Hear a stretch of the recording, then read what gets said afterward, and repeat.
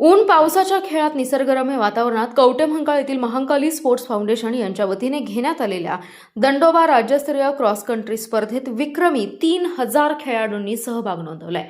सकाळी दंडोबा डोंगर आबालवृद्ध धावपटू आणि प्रेक्षकांच्या अफाट गर्दीने फुलून गेला। 7व्या दंडोबा राज्यस्तरीय क्रॉस कंट्री स्पर्धेत खुल्या गटातून विजय काळे यांनी प्रथम क्रमांक, महादेव कोळेकर यांनी द्वितीय क्रमांक तर संकेत पाटील यांनी तृतीय क्रमांक पटकावला। या स्पर्धा मुले-मुली अशा 10 गटात घेण्यात आल्या। विजेत्यांना रोख रक्कम, प्रमाणपत्र आणि शिल्ड देण्यात आले।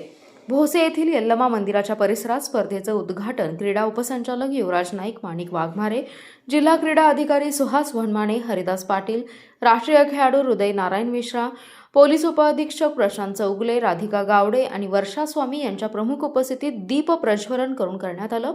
तर कवटेमहांकाळ नगरपंचायतीच्या विद्यमान नगराध्यक्षा शुभांगी जगन्नाथ शिंदे यांच्या हस्ते झेंडा दाखवून स्पर्धा सोडण्यात आल्या। राज्यस्तरीय स्पर्धेसाठी राज्यातून तब्बल 3000 स्पर्धकांनी आपला सहभाग नोंदवला।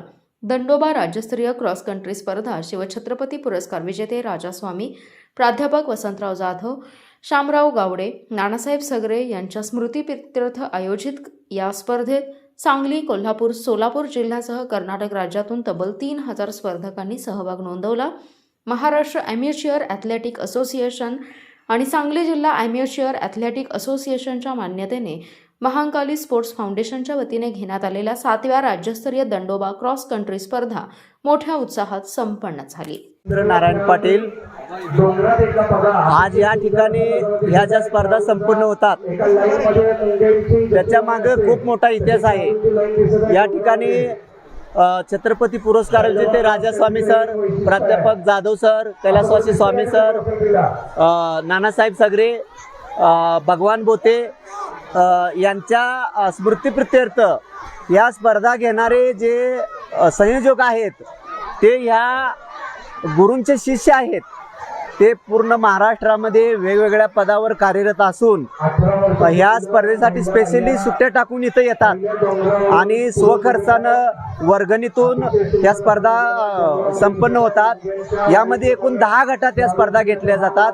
वेगवेगळे अंतर त्या खेळाडूंसाठी दिलेलं आहे आणि विशेष म्हणजे या ठिकाणी स्पर्धकांनी स्पर्धा पूर्ण केल्यानंतर त्यांना मेडल, सर्टिफिकेट, जेवण अशा प्रकारची सुविधा उपलब्ध करून दिलेली आहे आणि या स्पर्धेसाठी नाममात्र प्रवेश फी घेतली जाते।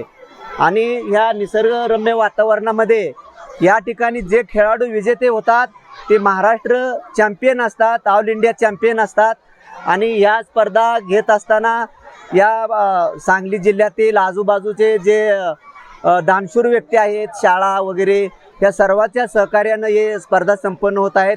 तसेच वेगवेगळे क्रीडा अधिकारी आमचे मार्गदर्शक आहेत, नाईक सर, वाघमारे सर, आमचे खटके सर, सुहास वनमाने, हे जे ह्या मातीतून घडून गेलेले आहेत हे स्वतः खेळाडू आहेत। राज्य, राष्ट्रीय, आंतरराष्ट्रीय पातळीपर्यंत ते गेलेले आहेत आणि त्यांच्या मार्गदर्शनाखाली आम्ही या स्पर्धा घेतो आणि खेळाडूंचा खूप मोठा इथं या स्पर्धेचा उत्साह असतो।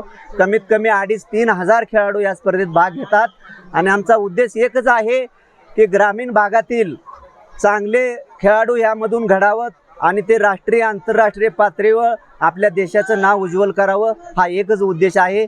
आणि या ठिकाणी जे क्रीडा विभागाचे लोक आले आणि आम्हाला त्यांनी बहुमोलाचं सहकार्य दिले, तसंच आपण वार्ताहर, प्रेसवाले यांनी आम्हाला प्रसिद्धी द्यावी एवढी विनंती करतो। 2 शब्द मी युवराज नाईक, उपसंचालक क्रीडा व युवक सेवा महाराष्ट्र राज्य पुणे विभागाचे उपसंचालक म्हणून या ठिकाणी आमच्या सर्व मित्रमंडळीने या ठिकाणी आमंत्रित केल्यानंतर आलेलो आहे।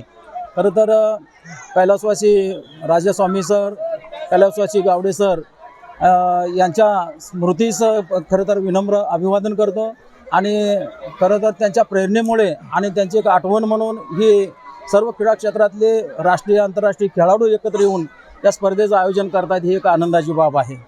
आणि खरं तर या मातीमध्ये किंवा या स्पर्धेमध्ये अनेक खेळाडू या ठिकाणी आतापर्यंत सहभागी झालेले आहेत आणि आपल्या महाराष्ट्राला, देशालासुद्धा खेळाडू या क्रॉस कंट्रीच्या माध्यमातून मिळालेले आहेत आणि तोच प्रयत्न आतासुद्धा ही सगळी क्रीडा विभागातील मंडळी आज वेगवेगळ्या पदावरती कार्यरत असताना या नवीन पिढीने सुद्धा त्यांचा एक आदर्श घेऊन पुढे पुन्हा आपल्या देशाला किंवा महाराष्ट्राला जिल्ह्याचं नाव लौकिक करतील अशा पद्धतीने काम करण्यासाठी खेळाडूंना प्रोत्साहन देत आहेत. दंडोबा क्रॉस कंट्री ही राज्यातील एक उत्कृष्ट क्रॉस कंट्री मानली जाते. या ठिकाणी क्रॉस कंट्रीसाठी जो रूट अपेक्षित असतो तो रूट या ठिकाणी नॅचरल उपलब्ध आहे.